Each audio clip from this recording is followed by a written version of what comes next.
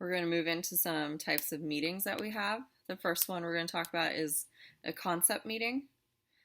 It's an artistic gathering held long before the play is cast or the sets and costumes are designed. During this meeting, the director and designers brainstorm, research, and experiment with different set, costume, and lighting possibilities as they interpret the playwright's script. So a lot of times you're just sitting around and the director will kind of tell you, like, this is what I'm thinking, and then you all just kind of brainstorm about it. One example I have is like we did the Crucible, but which is supposed to be American Puritan times, but we did it in a dystopia future, like we were in an abandoned office warehouse. So like, what does that mean for your costumes? What does that mean for lighting in your set? It can't be the things that you would have imagined for that play. So you kind of sit around and start thinking about ideas and you bounce them off your director, and that's a chance to get your first thoughts into what the concept is. Okay. Jumping back to a department, we have the publicity department. They work to promote the plays in the season. This includes social media presence and email blasts. Back to meetings. We have something called production meetings. In this meeting, all aspects of the production are discussed and evaluated. The director, stage manager, and technical director are all present along with the heads of various departments. These meetings happen weekly, so everybody is kind of off doing their own thing, and we have rehearsals and things are discovered, and the stage manager would write a report every evening to tell everybody else what's going on in rehearsal, so they know, like, maybe your actor needs a pocket or something. And then at the production meeting, you kind of talk about those things. You're like, okay, so they need a pocket. What needs to go into this pocket? Is there anything else we should know? And you kind of just have a face-to-face update versus email. Sometimes you can phone these in too, but it's usually in person. Oh, and then also you talk about things like if we had a show where it rained on stage and we were like, oh, it's way too loud. How can we fix this for sound? And like there was like 2 circles which rain came out of, so we're like, let's just have it in 1 circle. So it's just times where you can all kind of discuss it, and even if it's not something in your department, you can kind of chime in and just help each other out. Back to vocab, we have the stage door. It is usually located behind the theater. It's the door the actors enter through. This is, we have one at UNLV too, but this is more of like a larger theater thing. Smaller theaters don't have this. And then here's some pictures. I went to New York to go see Kinky Boots, and I stood behind the stage door to see Brendan Urie. It was very exciting. Call and curtain. This is more theater lingo. Call is the time the actors or crew members arrive to the theater. Curtain is the time the play starts. Steps to opening, which means opening the house, which we haven't learned that term yet, but we will in a second. Opening it for the audience to come in. You have soundboard operator.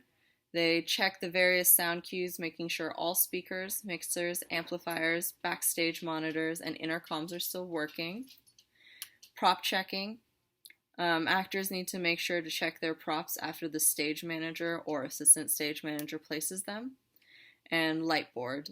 You have a light board operator who needs to check all the lighting instruments to make sure everything is in working condition. They also need to do a blackout check to make sure no lingering lights are on backstage. So they would check if any of the light bulbs went out, and we would change them before the show starts. And, you have to bring out a whole, like, huge ladder to do that, or you have to lower the lighting instruments. And then the blackout check is because there's, like, lights that are on in the theater before you put on stage lights, and sometimes if you're trying to go to a blackout and those lights are on and you can still see the stage, it's super embarrassing. So they just need to make sure all of the other stuff is off. That's definitely happened to me. More lingo. House is the lingo for the area the audience members sit in. The house manager is in charge of all the ushers. And the green room is a place where actors wait before their entrances. Other people who make the show happen. There are stagehands. They shift scenery and generally set up the play for the next scene. Dressers or wardrobe people help actors make quick changes. Quick changes are when you have a costume change and it has to happen within like anywhere from like 10 to like 1 minute is considered 10 seconds to 1 minute is a quick change. And those are like, one time I had like 4 actors on one character because she needed to change in 13 seconds. We did it, but it was definitely a challenge to work through. Riggers, aka flymen, who mount and operate all curtains, sets, or anything else that may be moved via the fly system above the stage. And the fly system are those pulley ropes.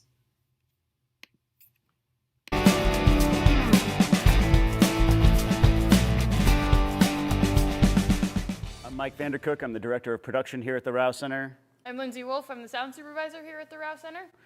We've been asked today to take you through a little bit backstage and talk to you about our counterweight system. If you've ever wondered what the giant 7-story fly tower or monolith in downtown Crystal Lake is, that is in fact what it is. You can see it from pretty much everywhere in the surrounding area, is so that if we have a 25-foot curtain that we want to bring in so that you can see it, we need 25 feet above the proscenium line to be able to hide that so that it can go away. There's the stage, and then we have curtains, we have movie screens, we've got lighting instruments and everything else that have to go out of the way, back in, and this is how we do it.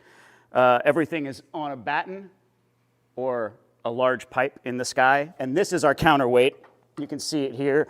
So everything that's on a pipe up there weighs a certain amount, so we have to counterbalance that on the other end of the ropes that go all the way across with this giant steel weight here to make sure that it moves smoothly back and forth and doesn't run away. This is your brake. You flip the brake, get it started, and right now I'm going to bring in the movie screen, I believe. Yeah.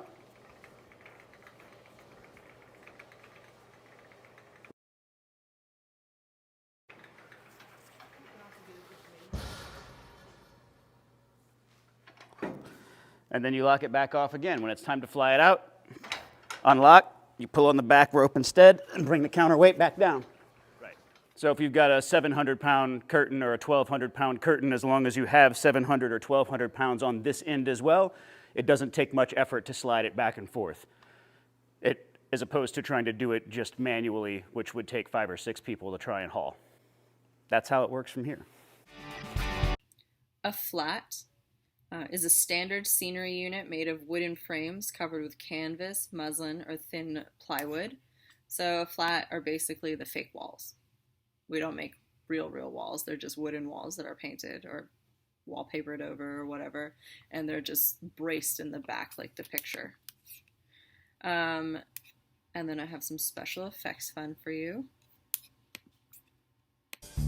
The great thing about designing special effects and providing them, building them, for me, is the vast array of technologies and problem solving, and it's a huge, wonderful puzzle to try to figure out how to create as part of a larger entity, larger production. Rain, wind, fire, fog, explosions, shooting the apple off somebody's head in Addams Family. Our specialty has always been live theater. The huge challenge in live theater is making it the same every night, and you've got to do it over and over. It's got to be reliable. It can't take, you can't spend 3 hours setting up some special rig.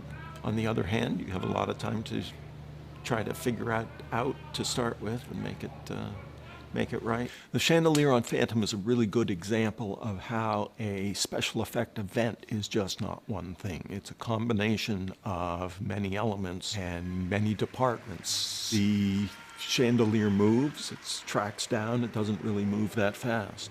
It has theatrical lighting on it that adds some texture. Little flicker candles in it, blink on and off, like what's going on here? We have high-power xenon flash in there, which is like high-power photo flash that goes poof, poof, poof, poof. And there's a pyrotechnic explosion in the floor where it hits that goes, poof, puts up smoke and a shower of sparks. So it's all those things put together. I think. Some terms about stage items. The curtain on the side of the stage are called legs. The curtains on top of the stage are called teasers. And then this is what legs look like in real life. And then open mesh gauze curtains called scrims are used to make the stage appear opaque when the scene in front of it is lighted and transparent when there is a scene behind the scrim is lighted. So here's some examples. If the light is not shining through, you can't see the people behind it, but because of the light, you can. And then a cyclorama, often shortened to cyc, is a large stretch curtain suspended from a U-shaped rod. And so it's really used to shine lights on, and that's how you can kind of achieve making a sunset or different lighting techniques that you might not be able to do with just like the regular black curtain or a wall in the back of the theater.